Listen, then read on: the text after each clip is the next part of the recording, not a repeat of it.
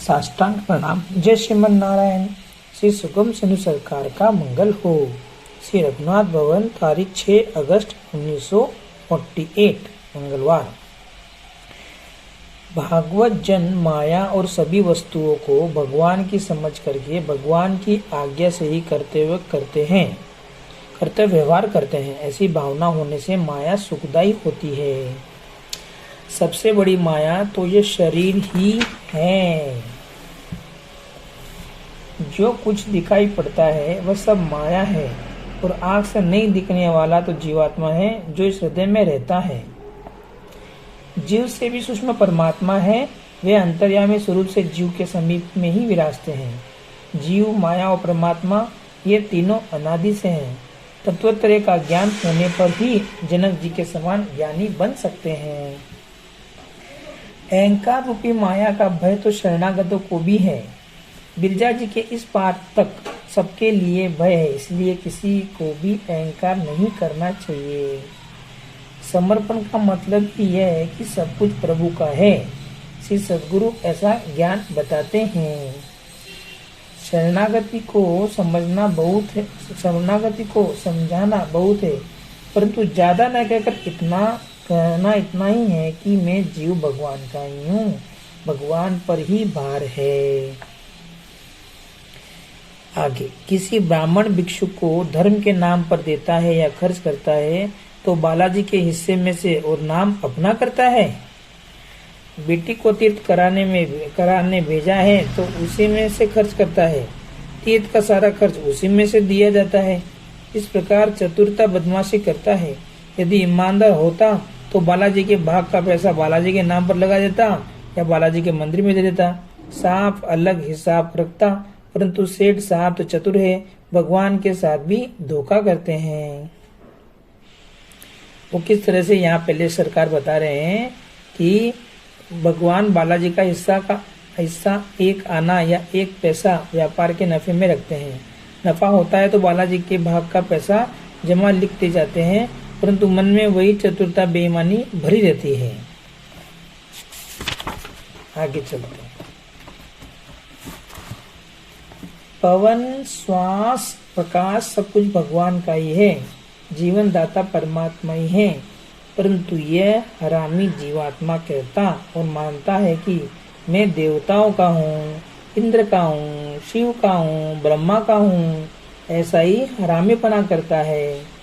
सच्ची बात यथार्थ निर्णय तो यही है कि सभी जीव और देवता तथा प्राणी मात्र परमात्मा के अंश हैं।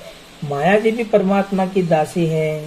परमात्मा एक है। श्री लक्ष्मीपति के पति ही परमात्मा है।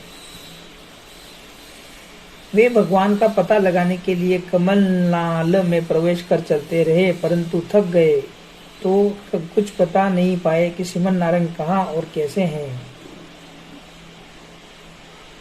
एक दिव्य शब्द ब्रह्मा जी ने सुना कि तप करो।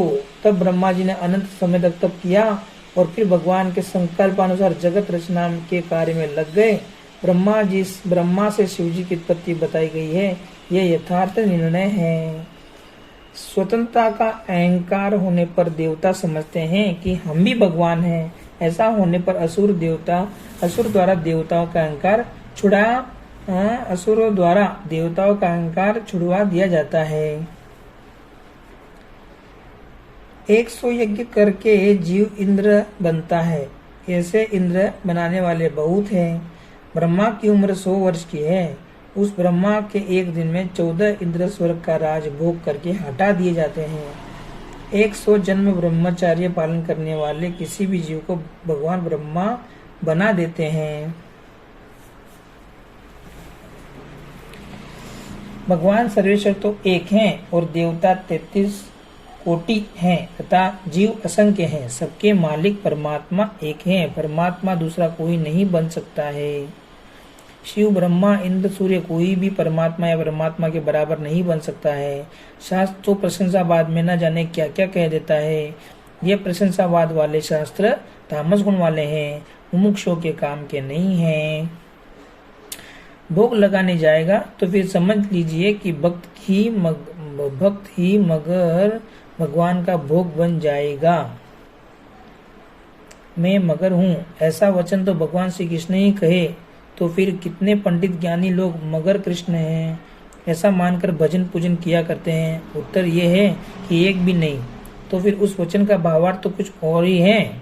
यहाँ गीता जी में जो कहते हैं ना कि मगर में मैं हूँ, ऐसा उसके लिए गीता जी के वचनों का सामर्थ्य अर्थ कुछ और होता है और यथार्थ अर्थ कुछ होता है। भगवान तो एक श्री कृष्ण है। जो भगवान ने मगर, हाथी, शिव तथा इंद्र आदि को भी मैं हूँ ऐसे शब्दों से कहा है, उसका सच्चा भावार्थ ये है कि वे सब मेरी विभूति रूप है। आगे, परमात्मा सर्वशक्तिमान एक ही है, यह समस्त जगत परमात्मा की विभूति रूप है। आजकल के लोग हानिकारक अर्थ ही करते हैं और मानते हैं, यह उनकी बड़ी भारी भूल है। शिष्यों, आजकल तो गुरु चेलों का संबंध ही बिगड़ा हुआ है। शिष्यों का शुद्ध भाव ही नहीं होता। गुरु भी छुआछूत मात्र में अटके रह जाते हैं। पूर्वाचार्य जन से षटकोप स्वामी जी का चरण धोकर से पादतीत लिए थे। श्लोक है, किसी चरणों को ही माता पिता धन सब कुछ माने। 36 वर्ष तक भगवत अनुभव में ही रहे, जल दूध नहीं पिए, नेत्र तक नहीं खोले। इस प्रकार भगवत अनुभव से ही उन जिनका जीवन है, ऐसे महान पुरुष षटकोप स्वामी जी इस लीलाभूति में रहते हुए माया जी से डरते थे। यह संसार ऊपर से सुहावना और भीतर से भयंकर है। अर्जुन जी भगवान के सामने रहते हुए भी पुत्र शोक में मरने को तैयार हुए। श्री गीता जी का ज्ञान और भगवान के विराट स्वरूप का दर्शन कुछ भी काम नहीं आया। तो ये अपने लिए अलर्ट की बात है। यदि कहीं जाना है तो घर पर के सभी व्यक्तियों को एक ही नाव पर एकदम नहीं सवार हो जाना चाहिए। कहीं धोखा हो तो सब एक साथ समाप्त न होवे। वे कृपा मूर्ति स्वामी जी मुझे सातम शास्त्रों का ज्ञानोपदेश दिए तो मेरे हृदय में परम सुख शांति प्राप्त हुई। ये पेज नंबर 137 पे है इसका पूरा दृष्टांत। भगवान के अवतारों को भी इस दुनिया में आराम नहीं मिला तो दूसरे की क्या बात है। प्रभु तो योगेश्वर संसार का नाशवान स्वरूप बताए हैं। यहाँ पर गरीब मनुष्य बड़े धनवान मनुष्य को देखता है तो उनके समान घर, धन, कपड़ा प्राप्त करने का मनोरथ करता है। धनवान के समान भी ही विवाह, ऐशो आराम आदि को मनोरथ करता है। बड़े बनने के प्रयत्न में 24 घंटे लगा रहता है। धन बढ़ता है तो भी हाय हाय अशांति होती है और जब धन घटने लगता है तो भी अशांति होती है। 14 लोगों में यही अशांति है। मुमुक्षु के लिए ये सब कहा जा रहा है। दास रिपीट करता है, धन बढ़ता है तो भी हाय हाय अशांति होती है और जब धन घटने लगता है तो भी अशांति होती है। 14 लोगों में यही अशांति है। मुमुक्षु के लिए सब कहा जा रहा है। अच्छा, सदगुरु कैसा हो? इस प्रश्न का उत्तर यह है कि गुरु संशय, भ्रम रहित, सार्थम ज्ञान से युक्त और जीवों को परमपद में पहुंचाने की कोशिश करने वाला तथा भगवत साक्षात्कार संपन्न परम आस्तिक हो। सदगुरु में भगवान के समान प्रेम भाव रखना चाहिए। सदगुरु में मनुष्य भाव नहीं करना। आजकल तो बहुत से लोग गुरु के संग भी व्यवहार मात्र करते हैं।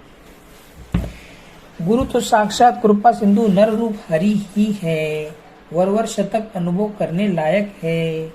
इसी प्रकार गुरु में भी साक्षात भगवान है, ऐसी ऊंची भावना करने से साक्षात भगवान प्राप्त हो जाते हैं।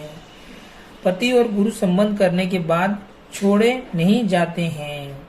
गुरु पर दुर्भावना करता है कि अपनी पूजा कराने के लिए गुरु निष्ठा का उपदेश करते हैं। 2 मिनट, यहाँ थोड़ा रिपीट करते हैं। भगवान और गुरु के लिए बाल भोग प्रसाद में संकोच करता है और दामाद के लिए 10 प्रकार के स्वादिष्ट भोजन और मेवा तैयार करता है।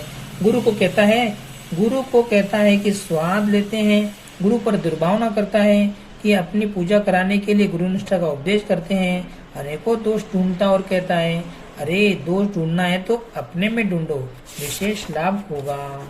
यदि दोष हो भी तो माँ बाप, गुरु और पति, इनका त्याग नहीं किया जा सकता है। जिस गुरु के द्वारा परम पद का परमानंद मिलता है उसमें दोष क्यों देखना।